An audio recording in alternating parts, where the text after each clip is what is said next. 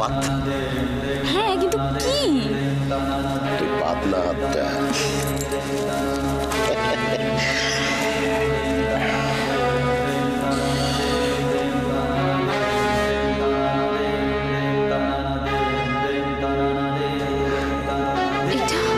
এইটা হচ্ছে মহামৃত্যুঞ্জয় মাদুলি। এইটা সবসময় নিজের সাথে রাখবি, দেখবি কোনো বিপদ তোকে স্পর্শ করতে পারবে না, কখনো না, কোনোদিন না। কিন্তু কিন্তু হঠাৎ করে এসব? না, আর কিছু জানতে চাইবি না? একটু পয়সা কড়ি জোগাড় যন্ত্র করে তোর জন্য এটা গুড়িয়ে দিয়েছি। আসলে আমার বহুদিনের স্বাদ ছিল মা, কিন্তু আমাকে তুই কথা দে, আমাকে তুই কথা দে, এটা সব সময় নিজের কাছে রাখবি, কোনো সময় কাজ ছাড়া করবি না, আমাকে কথা দে। সে তো নয় হলো, কিন্তু এটা তৈরি করতে তো অনেক টাকা খরচা হয়েছে। তুমি এবারে কিন্তু বকবো আমি, এবারে বকবো আমি। আমার কাছে তুই আগে না টাকা আগে? তুই না টাকা আগে? সব সময় নিজের কাছে রাখবি, এটা কাজ ছাড়া করবি না।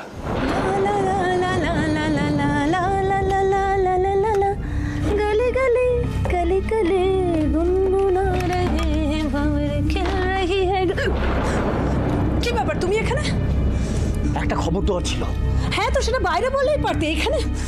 আরে এ তো যে সে খবর নয়, জবর খবর। মানে? কনফিডেন্সিয়াল। শোনো, এসব উল্টো পাল্টা হেয়ালি না করে না, যদি কাজের কথা থাকে তাহলে পরিষ্কার করে সেটা বলো। আজকে রিনা ব্রাউনের ঘরে গিয়েছিল, ওই ছানবিন করতে আর কি। হ্যাঁ, তো তো গিয়ে যেটা জানতে পারলাম সেটা তো একেবারে ওই মেঘনা চাইতেই বৃষ্টি। কি কি কি জানতে পারলে বলো? কিছুদিনের মধ্যেই মোটামুটি সবাই বুঝে যাবে যে রাশি পাগল হয়ে গেছে। আমি রাশির এমন অবস্থা করব যে রাশিকে সামলানোর জন্য শক দিতে হবে। কিছু বুঝলেন? ফোনে কথা বলছিল, কার সাথে? আরে সেটা তো আমিও বুঝতে পারিনি। খটকা আমারও লেগেছিল প্রথমে। দিদি রাশির জন্য ওকে অ্যাপয়েন্ট করে গেছে, ও রাশিকে পাগল প্রমাণ করার চেষ্টা করছে। কি কি ব্যাপার বলো তো পলাশ? বুঝতে পারিনি, তবে এটা বুঝতে পেরেছি কেস জন্ডিস।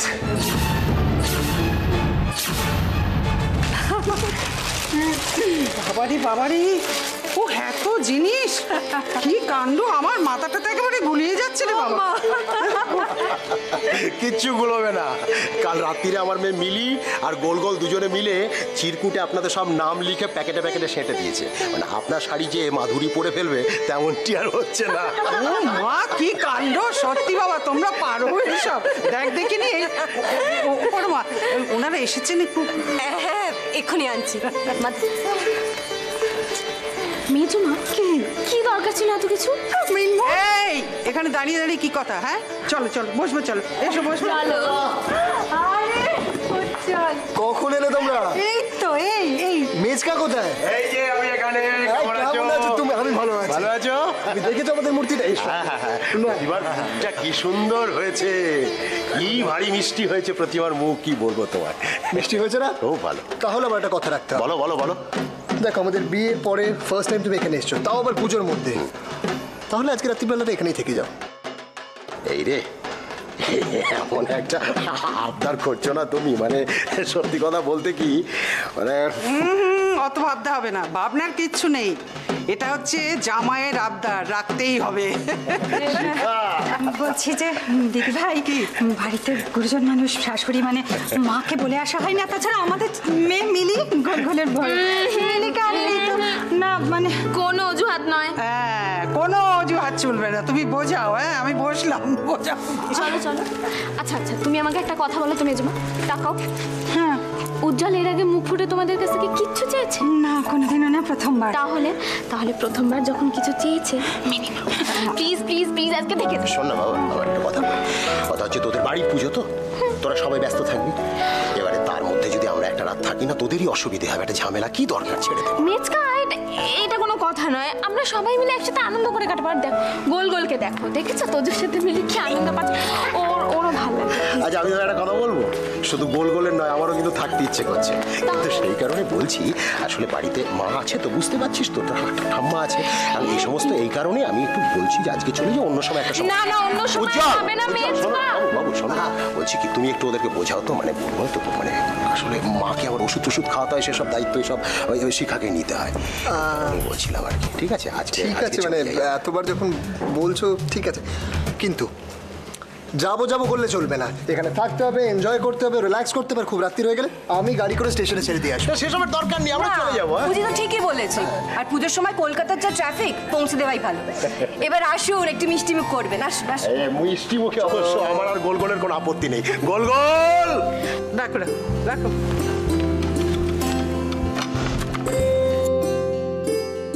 মাসিমণি, ইনি হলেন আমার মেজকা, ইনি মেজমা, নমস্কার।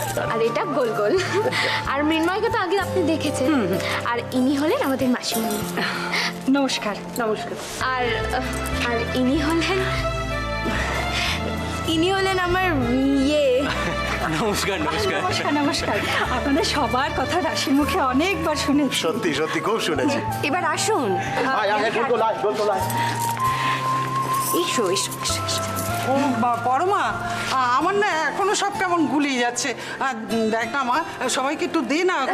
আমি আচ্ছা, আমার সাথে এসো, আমি সব বুঝিয়ে দিচ্ছি। মানে হয় এত শপিং? অমনি করে বলতে নেই, এত কোথায়। এটা হচ্ছে রাশির আর উজ্জ্বলের প্যাকেট। এইটা হচ্ছে তোমার বরের, তোমার পুচকুটার জন্য। আচ্ছা, আর এইদিকে হচ্ছে শাশুড়ি। আর এই যে দুটো প্যাকেট, এইখানে হচ্ছে তোমার ননদ আর নন্দাইয়ের প্যাকেট।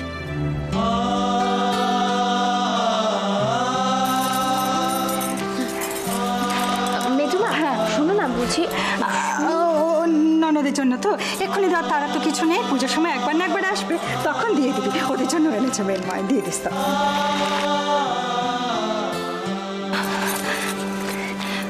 কিছু বল, দেখ কি করেছেন, কত শপিং, কোনো মানে হয়? বলছিলাম তো সেটা। এবার আসো।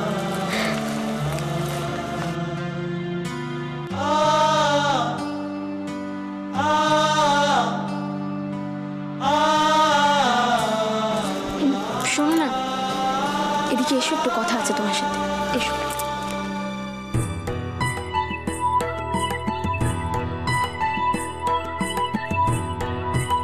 হ্যাঁ বলো। একটা কথা বলবো, কথাটা শুনে রাগ করবে না তো? রাগ করার মতো না হলে নিশ্চয়ই রাগ করবো না। না মানে, বাড়িতে তো পুজো হচ্ছে, সবাই এসেছে, সবাই কত খুশি, কিন্তু এদের মধ্যে থেকে শুধু দুজন নেই। সবকিছু হয়েছে, মানে সবকিছু হচ্ছে ঠিকই, কিন্তু আমার মনে হচ্ছে যে এর মাঝখানে কিছু একটা না হওয়া থেকে গেল। ধরে নাও এটা আমার একটা ইচ্ছে। উজ্জ্বল, তুমি যখন আমার সব ইচ্ছে পূরণ করেছো, তখন এই ইচ্ছেটাও পূরণ করো। অশ্মি আর দেবকে একবার এই বাড়িতে ডাকো।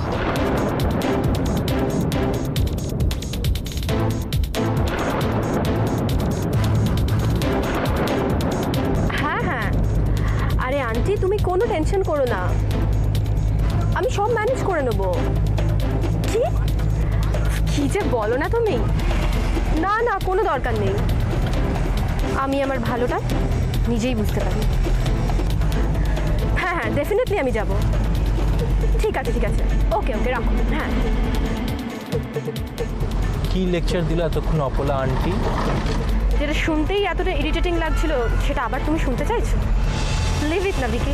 এতক্ষণ তো একদিকের কনভারসেশন শুনলাম, এবার অপোজিট অ্যাঙ্গেলের কনভারসেশনটা জানতে হবে না? একটা কথা শুধু জেনে রাখো, আমাদের দুজনকে এখন রয় ম্যানশনে যেতে হবে। নেকি আর কুচকুচ? সব কিছু তো হয়েছে উজ্জ্বল, এই পুজো আমাদেরকে সব কিছু ফিরিয়ে দিয়েছে, তাহলে শুধু এইটুকু বাকি থাকবে কেন? প্লিজ উজ্জ্বল, সব কিছু ভুলে গিয়ে যখন আমরা একসাথে এই জায়গায় এসেছি, তখন অস্মিদের বেলায় কেন এটুকু হবে না বলো? মিষ্টি মিষ্টান্ন খেতে বড় ভালোবাসি, কিন্তু এত কি করে সম্ভব? না না, এভাবে বললে কিন্তু চলবে না। মাত্র তো কয়েকটা দিয়েছি, সব কটা কিন্তু খেতে হবে। না না, শুরু করলেই শেষ হয়ে যাবে। দেখতে এত লাগছে। তুমি খাও, আমি এটা খাবো, ভালো লাগছে। আচ্ছা, আমরা যে গল্প করছিলাম এখানে, ওই যে দিদি মানে রাশির পিসিমণি কোথায় গেলেন উনি? ও উনি একটু আসছেন, আসলে ওনার শরীর খুব একটা ভালো নেই। ও আচ্ছা আচ্ছা। রাশি, এটা বিক্রমপুর হতো আমি তোমার সব কথা মেনে নিতাম, কিন্তু এটা মমের বাড়ি, আর এখানে কোনো কিছু করার আগে মমের পারমিশন নেওয়াটা খুব দরকার। মানে আমি যদি এত কিছু অধিকার পেয়ে থাকি, এ বাড়িতে থাকতে পারি এভাবে, তাহলে অশ্মি এবারের মেয়ে হয়ে সেই অধিকারটুকু পাবে না? তার জন্য মায়ের পারমিশন লাগবে উজ্জ্বল? রাশি, আজকের দিনে কেন আমরা এসব কথা বলছি? মিজমারা এসছে, চলো গিয়ে কথা বলি, এসো।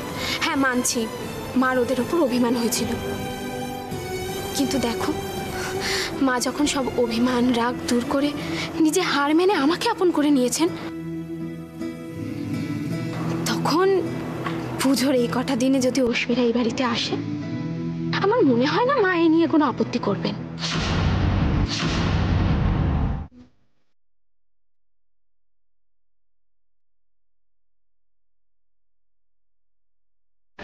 রাশি, পুজোটা আগে মিটুক, তারপর না হয় ভেবেচিন্তে একটা ডিসিশন নেব আমরা। এত কিছু ভাবার কি আছে দিদি ভাই? এতদিনে অশ্মিদের মনে যথেষ্ট অভিমানের পাহাড় জমে আছে, আর আমার মনে হয় পুজোর এই দিনগুলো সব থেকে ভালো সময় সব কিছু ভুলে গিয়ে ওদেরকে কাছে টেনে নেওয়া। বৌমনি দেখো না, আমি ওকে কিছুতেই বোঝাতে পারছি না, তুমি যদি পারো একবার ওকে বোঝাও। আচ্ছা উজ্জ্বল, তোমার অশ্মির কথা মনে পড়ে না? মনে হয় না যে অনেকদিন তো দেখোনি, একবার দেখি অশ্মিকে। কেন করবে না বলো? খুব ইচ্ছে করে, কিন্তু তাহলে কেন এত ভাবছো তুমি? অশ্মিকে ফোন করো, ফোন করে ডাকো, বলো যে বাড়িতে পুজো হচ্ছে, চলে আয়।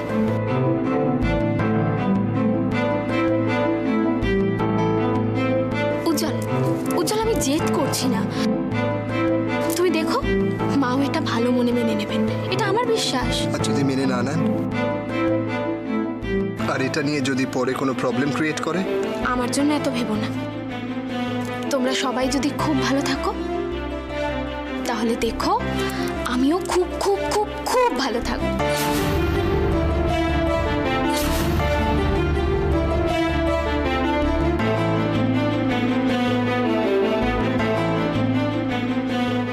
ওকে, রেডি হয়ে নাও, তারপরে আমরা দুজনে গিয়ে ওদেরকে নিয়ে আসবো।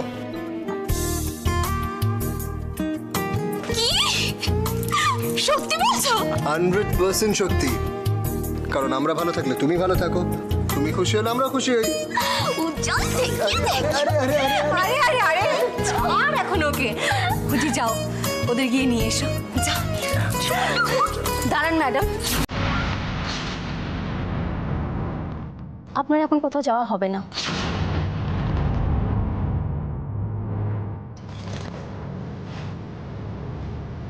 ডক্টর আসছে, ডক্টর ঘোষ।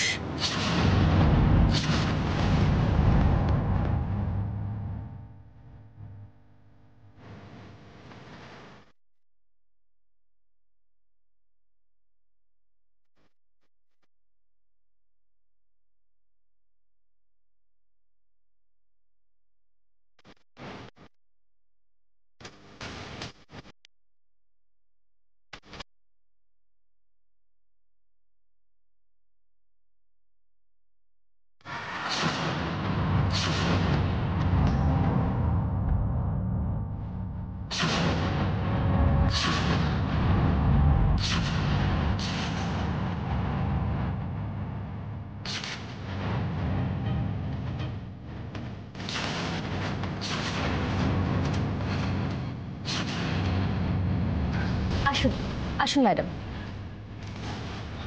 স্যার, ইনি হলেন বিখ্যাত psychiatrist doctor Malabika Ghosh.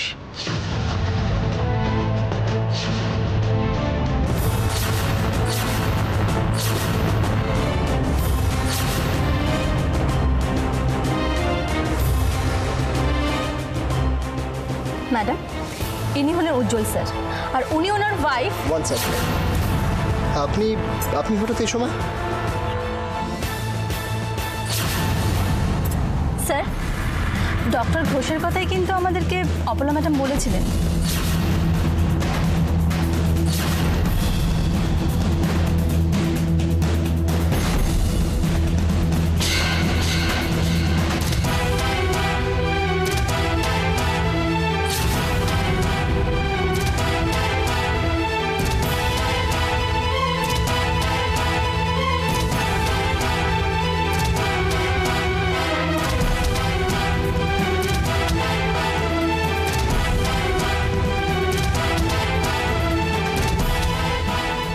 In fact আজও মিসেস অপলা রয় আমাকে একটা কল করেছিলেন। উনি রিকোয়েস্ট করলেন আপনাদের সকলের সাথে মিট করার জন্য, সেই জন্যই আমি চলে এলাম।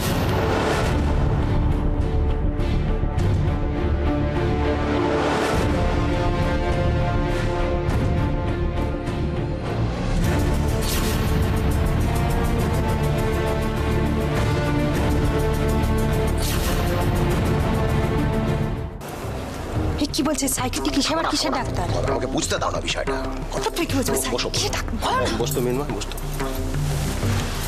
বলো না, এই সাইকিয়াট্রিক কিসের ডাক্তার বলছিস? আরে মনের ডাক্তার, মনের ডাক্তার। বোঝো না কেন? মানসিক রোগ ফোগ হলে এই সমস্ত ডাক্তার আসে। চুপ, তুমি চুপ করো। তোমার এই মিনময়, এই ডাক্তার এই বাড়িতে কেন বলতো? আমি তো বুঝতে পারছি। সেটাই তো বুঝতে পারছি না বাবা।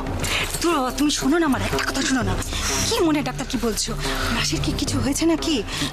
দেখো হয়তো ভয় পাচ্ছিল না, ভয় পেয়ে বারবারই কিছু একটা করছে। আস্তে কথা বলো না, একটু আস্তে। আস্তেই তো বলছি, তুমি তো বলছো কি সব মনে ডাক্তার। মা, বুঝে কথা বলো, এটা বাড়ি নয়। কি বলবো বলতো? এই শোন, আমি বুঝেই কথা বলছি। শুনতে তোর বাবা কি বলছে? বলছে মনের ডাক্তার। রাশি দিদি যখন ও বাড়িতে ছিল বাড়াবাড়ি করছিল, কিন্তু মনে করে দেখ আমার তখন মোটেও ভালো লাগেনি। বাড়িতে এসে হয়তো আরো বেশি পাকনামো করছে। করো না, এই জন্য তোর মাকে নিয়ে কোথাও আমি যেতে চাই না। আমার একদম ভালো। তুমি এটা খাও, ধরো খাও।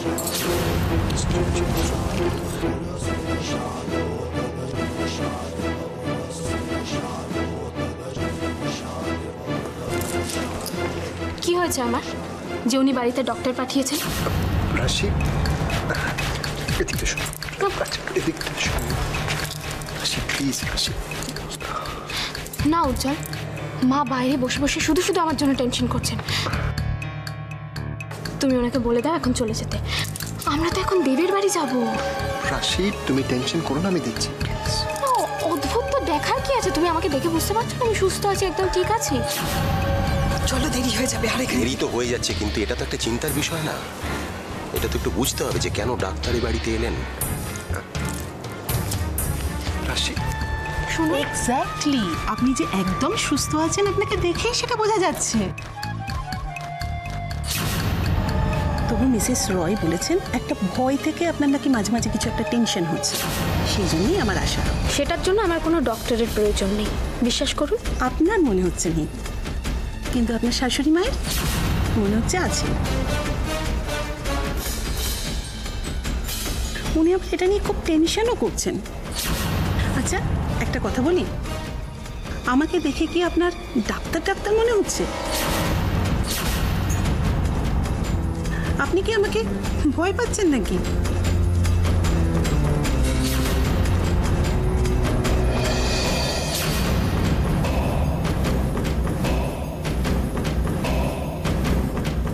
ট্রাস্ট মি, আমি শুধু এসেছি আপনার সাথে আলাপ করব বলে। তবে হ্যাঁ, মিসেস রয় কেন এত টেনশন করছেন আপনাকে নিয়ে সেটা আমাকে জানতে হবে। সে তো এই এক দুবার আমি আগুন দেখে হঠাৎ খুব কি বললেন? আগুন দেখে আপনি ভয় পান?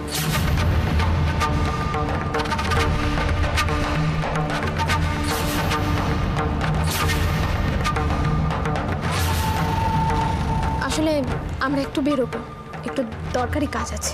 Relax, relax. আমার সাথে বসে একটু কথা বলুন। দেখুন আপনার মনে যে ভয়গুলো জমে আছে সেগুলো সব কেটে যাবে। প্লিজ